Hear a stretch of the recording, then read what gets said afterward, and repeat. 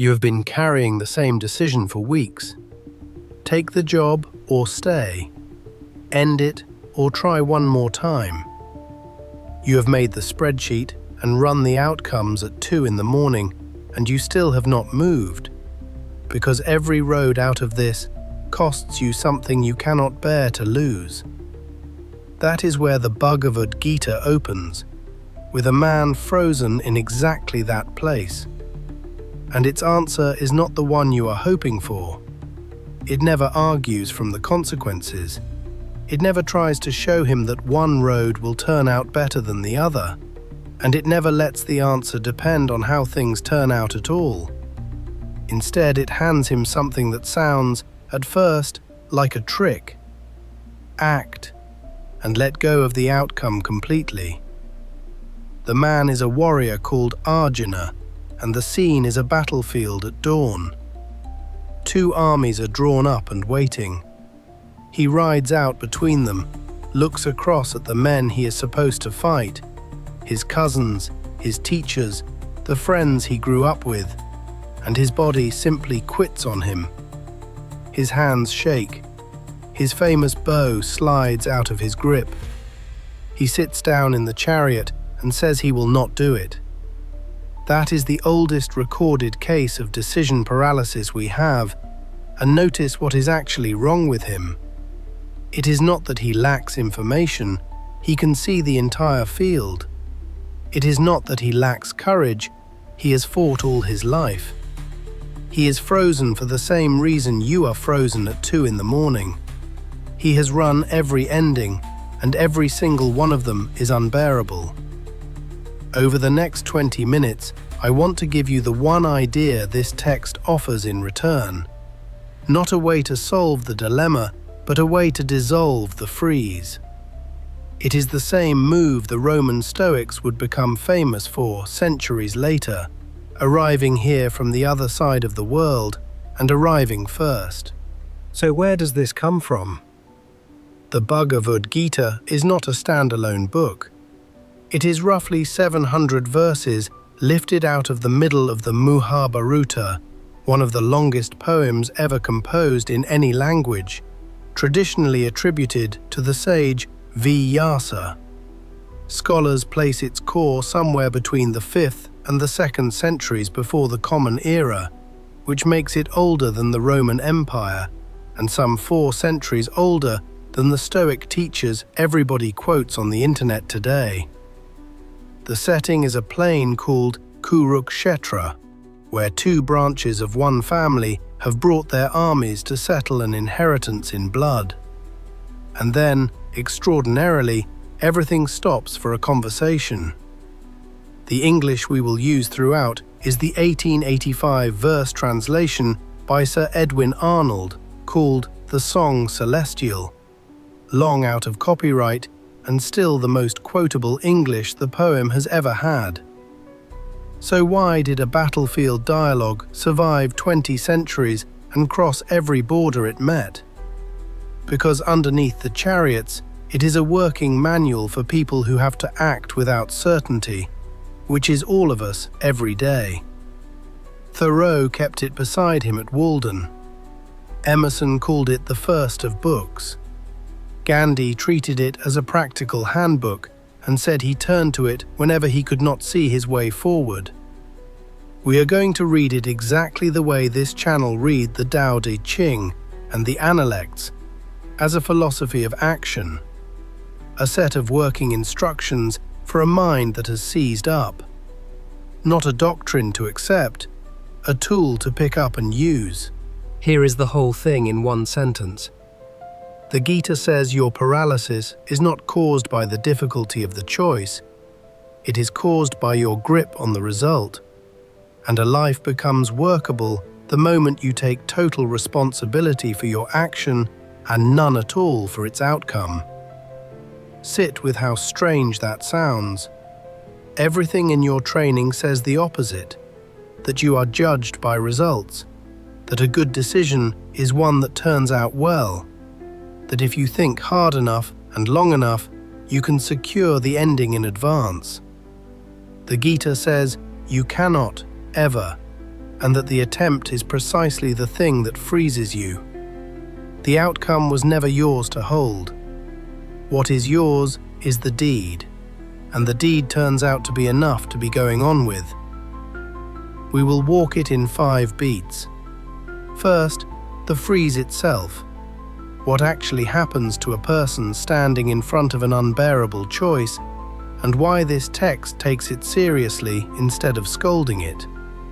Second, the trap of waiting. Why refusing to choose is itself a choice, and usually the worst one on the table. Third, the core move. Act for the sake of the act, and release your claim on the fruit. Fourth, the skill that makes the core move possible. Equanimity, the practice of meeting gain and loss with the same steady face. And fifth, the hardest instruction of all. Do your own task badly rather than somebody else's beautifully.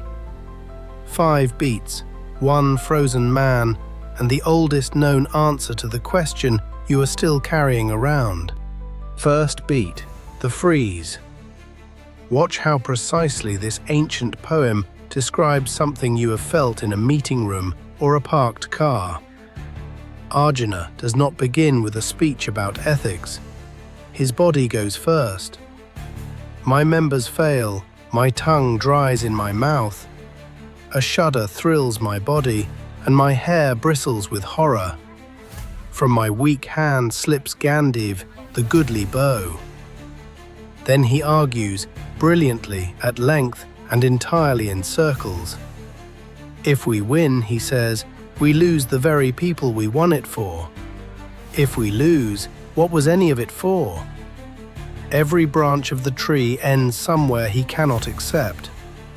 And at last, he does the thing that looks like a decision and is really the absence of one. And sighing, I will not fight, held silence then. Now notice what the poem does next. It does not call him a coward. It does not tell him to pull himself together. It treats his paralysis as a genuine problem, worth 700 verses of answer. That alone is unusual, and it is why the thing still works on us. Because the modern version is so familiar, we have stopped seeing it. The promotion you will not apply for because you can already picture the rejection letter. The message you have rewritten 11 times. The doctor you have not called. The resignation that has been sitting in your drafts folder since March. You are not lazy, and you are not weak.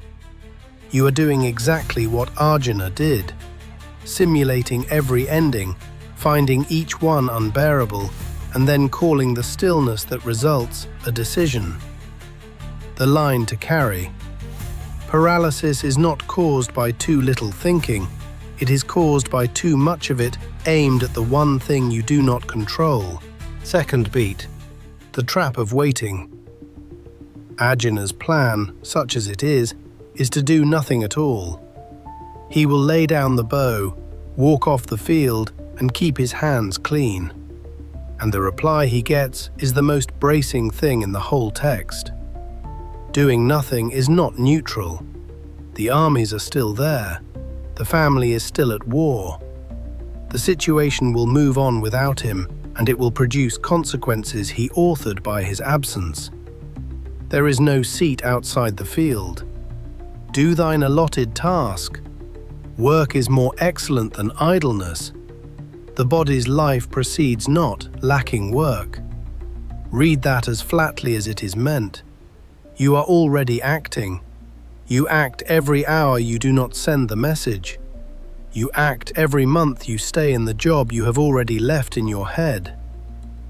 Waiting feels like keeping your options open, but options expire quietly, and the cost of a long delay gets paid in a currency nobody ever itemizes for you.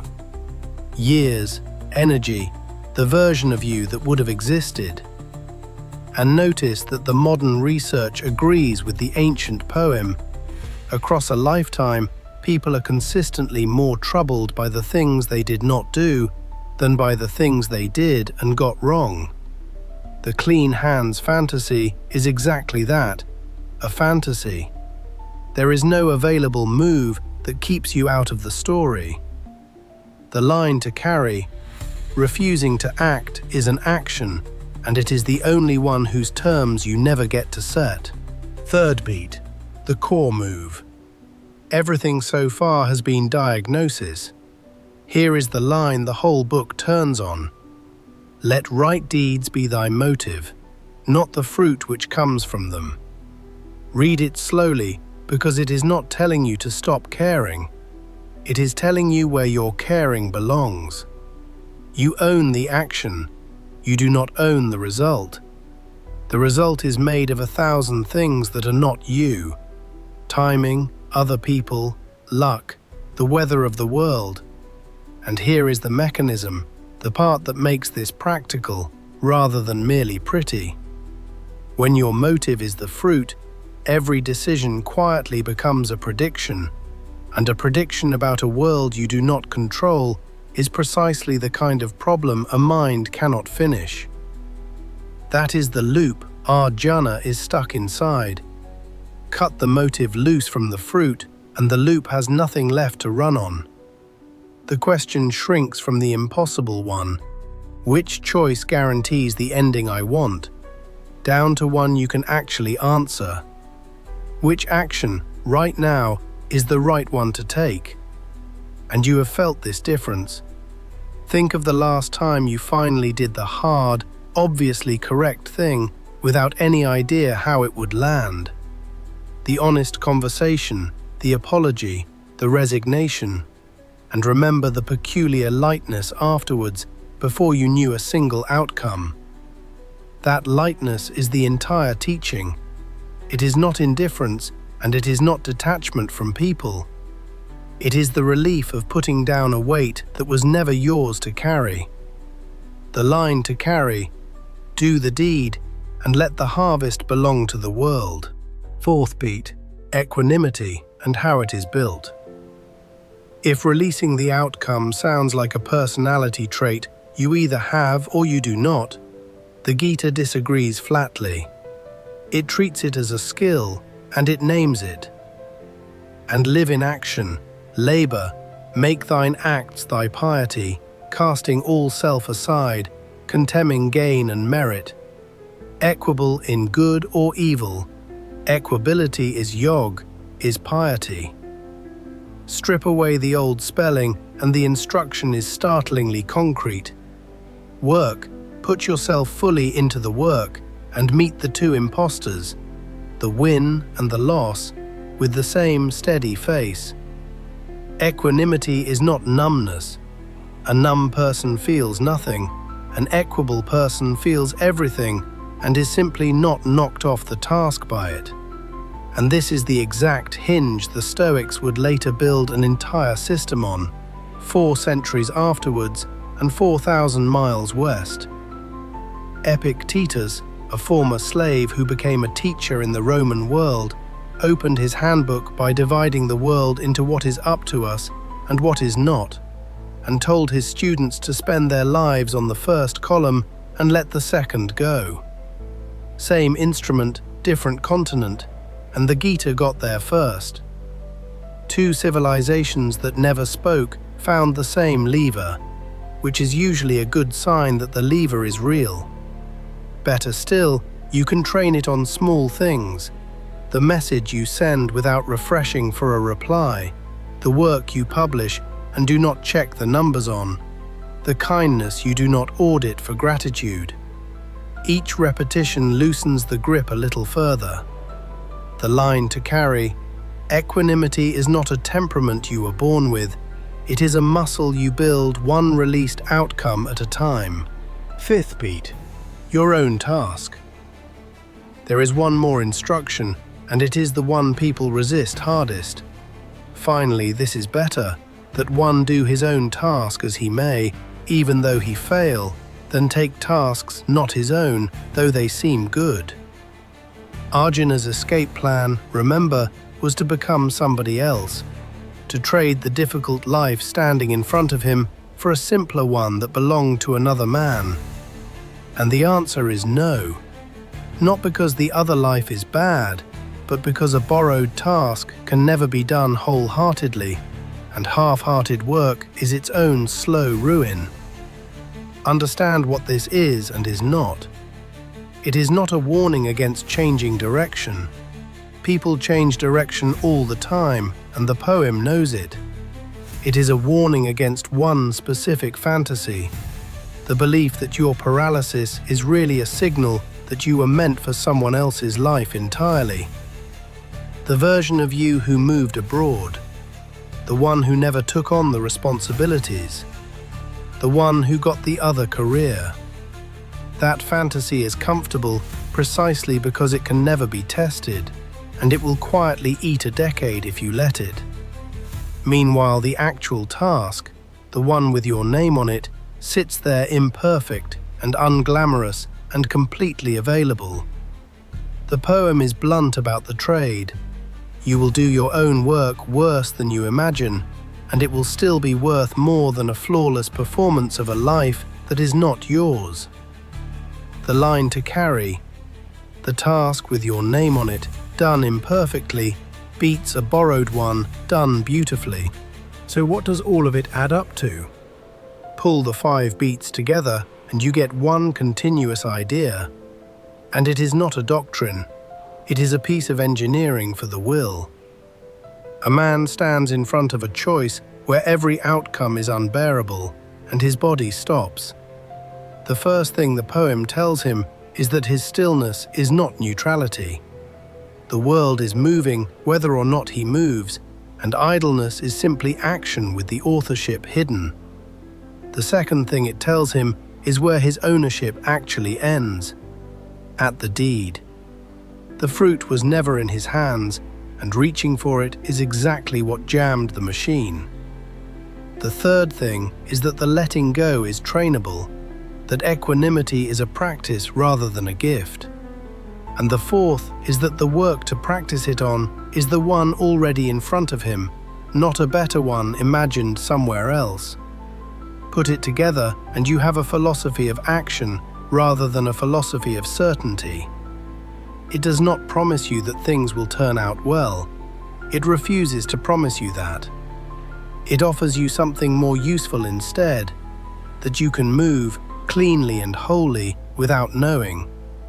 That is why a battlefield poem from the far side of antiquity keeps turning up in the hands of people facing impossible decisions. It never settles the question the way they want it settled, by telling them how it will turn out. It tells them how to stop needing to know the ending before they are willing to begin. Here is the one thing to carry out of this book and into your week. Take the decision you have been circling, you know the one, and split it in 2 on a piece of paper. On the left, write down only what is genuinely yours. The action, the words you would actually say, the effort, the timing you control. On the right, write everything else, how they react, whether it works, what people will think, how it looks in a year. Then do something that will feel almost physically wrong. Cross out the right-hand column. Not because those things do not matter, they matter enormously, but because they were never on your side of the table, and every minute you spend rehearsing them is a minute stolen from the only column you can act on. Now take the smallest real item on the left and do it today.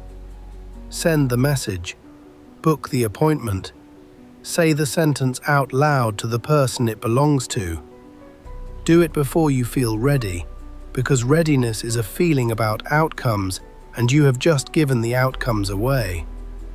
And when your mind reaches for the right-hand column again, it will, probably within the hour, notice it and come back to the deed in front of you. That is the practice. That is the whole of it. 2,000 years of philosophy, and the instruction fits on one side of a page. Act well and let the harvest go. A poem written before Rome had an empire looked at a man frozen between 2 armies and refused to settle it on his terms. refused to argue from how it would all turn out.